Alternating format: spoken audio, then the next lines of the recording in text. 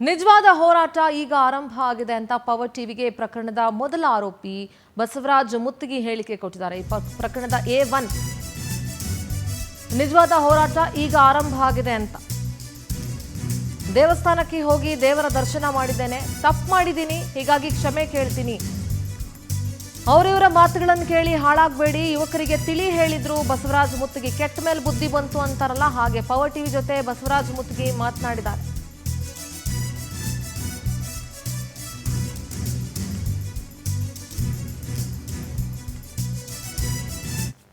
ನ್ಯಾಯಾಲಯ ಮಹತ್ವವಾದಂಥ ತೀರ್ಪನ್ನು ನೀಡಿದ್ದು, ಈ ಒಂದು ತೀರ್ಪಿನ ಬೆನ್ನಲ್ಲೇ ಈಗಾಗಲೇ ಆ ಆರೋಪಿಗಳು ಕಾರಾಗೃಹ ಸೇರಿದ್ದು. ಈ ಒಂದು ಪ್ರಕರಣದಲ್ಲಿ A1 ಆಗಿದ್ದಂತಹ ಮಾಪಿ ಸಾಕ್ಷಿಗಿರುವಂತಹ ಬಸವರಾಜ್ ಮುತ್ತಿಗಿ ಅವರು ನಮ್ಮೊಂದಿಗಿದ್ದಾರೆ. ಅವ್ರನ್ನ ಮಾತನಾಡಿಸ್ತಾ ಹೋಗ್ತಾನೆ. ಮೊದಲನೇದಾಗಿ ಈ ಒಂದು ಶಿಕ್ಷೆ ಇದ್ರ ಬಗ್ಗೆ ಏನ್ ಹೇಳ್ತೀರಿ? ಅಲ್ಲ, ಜಸ್ಟಿಸ್ ಎಲ್ಲರಿಗೂ ಒಂದ ಅನ್ನೋದು ನಿನ್ನೆ ತೀರ್ಪಿಂದ ಎಲ್ಲರಿಗೂ ಮನವರಿಕೆ ಆಯ್ತು. ಇಲ್ಲಿ ದೊಡ್ಡವರು, ಸಣ್ಣವರು, ರಾಜಕಾರಣಿಗಳು, ಸಾಮಾನ್ಯ ಜನ ಹಂಗಿರಂಗಿಲ್ಲ. ನ್ಯಾಯಾಲಯ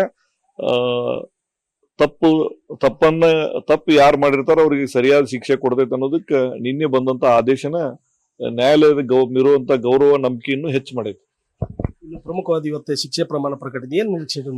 ಅಲ್ಲ, ಅದನ್ನ ನಾವ್ ಈಗಲೇ ಹೇಳಕ್ ಆಗಂಗಿಲ್ಲ. ಯಾಕಂದ್ರೆ ಸೆಕ್ಷನ್ ಗಳನ್ನ ನೋಡಿ ನ್ಯಾಯಾಧೀಶರು ತೀರ್ಪನ್ನು ಕೊಡ್ತಾರ. ನಾವು ಅದನ್ನ ಕಾಯ್ದು ನೋಡಾತೀವಿ, ಸಾಯಂಕಾಲವರೆಗೂ ಗೊತ್ತಾಗ್ಬೋದು. ಇನ್ನು ಈ ಒಂದು ನ್ಯಾಯಾಲಯದ ಆದೇಶ ಬೆನ್ನಲ್ಲೇ ಕೂಡ ಟೆಂಪಲ್ ರನ್ ಮಾಡಿದ್ರಿ, ಯಾವ ಕಾರಣಕ್ಕಾಗಿ ಅಂತ?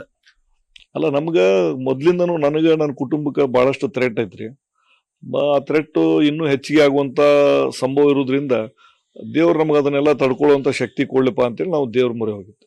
ಈ ಒಂದು ದೇವಸ್ಥಾನಕ್ಕೆ ಭೇಟಿ ನೀಡಿದಂತ ಸಂದರ್ಭದಲ್ಲಿ ನಿಜವಾದ ಹೋರಾಟ ಇವತ್ತಿನಿಂದ ಆರಂಭ ಅಂತ ಹೇಳಿದ್ರಿ, ಯಾಕೆ ಮಾತಂತ? ಅಲ್ಲ, ಈಗ ನಾವು ಎದುರು ಹಾಕೊಂಡಿರೋರು ಎಂತಾರ ಅನ್ನೋದು ಇಡೀ ಮಾಧ್ಯಮಕ್ಕೆ ಗೊತ್ತು, ಇಡೀ ಧಾರವಾಡ ಜನತೆ ಗೊತ್ತು. ಅವ್ರು ಎಷ್ಟು ಪ್ರಭಾವಿ ಅದಾರಂತೆ.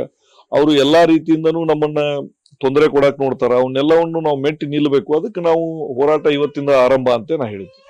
ಒಂದು ಹೋರಾಟದ ಮೂಲಕ, ಸಂಘಟನೆ ಮೂಲಕ ಬಂದಿದ್ದೀರಿ, ಯುವಕರಿಗೆ ಏನ್ ಹೇಳ್ತೀರಂತ?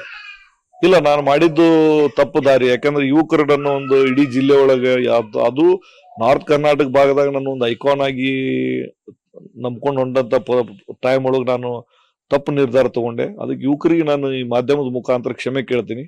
ಆದಂತ ತಪ್ಪನ್ನ ಸರಿ ಮಾಡ್ಕೊಳಕ್ ಮುಂದಿನ ದಿನದೊಳಗೆ ನನಗೆ ಒಂದು ಅವಕಾಶ ಕೊಡ್ರಿ. ಎಲ್ಲ ಒಂದ್ ಕಡೆ ಇತ್ತೀಚೆಗೆ ಅಂದ್ರೆ ಆ ಹಿಂದಿಂದ ಈ ಹಿಂದೆ ಯುವಕರು ದಾರಿ ತಪ್ಪುತ್ತಾ ಇದ್ದಾರೆ. ಧಾರವಾಡ ಶಾಂತವಾಗಿದ್ದಂತಹ ಧಾರವಾಡದಲ್ಲಿ ಒಂದು ಇದು ಬದಲಾವಣೆ ಆಗ್ತದೆ, ಏನ್ ಹೇಳ್ತೀರಿ ಯುವಕರಿಗೆ? ಅಂದ್ರೆ ಕ್ರಿಮಿನಲ್ ಆಕ್ಟಿವಿಟೀಸ್ ಒಳಗೆ ಭಾಗಿಯಾಗಕ್ ಹೋಗ್ಬೇಡ್ರಿ. ಯಾರ್ದೋ ಮಾತು ಕೇಳಿ ಭಾಗಿಯಾಗೋದು, ನಿಮ್ ಕುಟುಂಬಗಳು ದಾರಿಗೆ ಬೀದಿಗೆ ಬಂದ್ಬಿಡ್ತಾವು. ಯಾರು ನಿಮ್ಮನ್ನ ಒತ್ತಡಕ್ಕೋ, ಪ್ರೀತಿಗೋ, ವಿಶ್ವಾಸಕ್ಕೋ ನಿಮ್ ಕಡೆಯಿಂದ ಕೆಲಸಗಳನ್ನ ಮಾಡಿಸ್ಬಿಡ್ತಾರ. ಆಮೇಲೆ ನಿಮ್ ಕುಟುಂಬಗಳು ಎಷ್ಟು ಸಫರ್ ಆಕ್ಕಾವ ಅನ್ನೋದು ಅದು ಅನುಭವಿಸಿರೋರ್ಗೆ ಗೊತ್ತು. ನಾವೆಷ್ಟು ಸಫರ್ ಆಗ್ಯಾವಂತ ನಮಗ್ ಗೊತ್ತು. ಎಲ್ಲ ಈಗ ಒಂದು ಹಳ್ಳಿ ವಾತಾವರಣದಿಂದ ಬಂದಂತ ಕುಟುಂಬಗಳು ನಾವು. ಈ ಕೇಸ್ ಆದ್ಮೇಲೆ ನಾವು ಅನುಭವಿಸಿರೋ ನೋವು, ಸಂಕಟ ಅದು ನಮ್ಗೆ ಗೊತ್ತು. ಇವತ್ತಿಗೂ ನಾವು ತಂದೆ ತಾಯಿ, ಒಬ್ಬನ ಮಗ ಇದ್ರು ಸಹಿತ ತಂದೆ ತಾಯಿ ಬಿಟ್ಟು ಹೊರಗಿರುವಂತ ಸ್ಥಿತಿ, ಇಂಥ ಪರಿಸ್ಥಿತಿ ಯಾರಿಗೂ ಬರಬಾರದು. ಇದಿಷ್ಟು ಆ ಒಂದು ಬಸವರಾಜ್ ಮುತ್ತಿಗಿ ಅವರ ಮಾತುಗಳು. ಕ್ಯಾಮರಾ ಜರ್ನಲಿಸ್ಟ್ ವೆಂಕಟೇಶ್ ಜೊತೆ ರವಿಕುಮಾರ್, ಪವರ್ ಟಿವಿ, ಹುಬ್ಳಿ.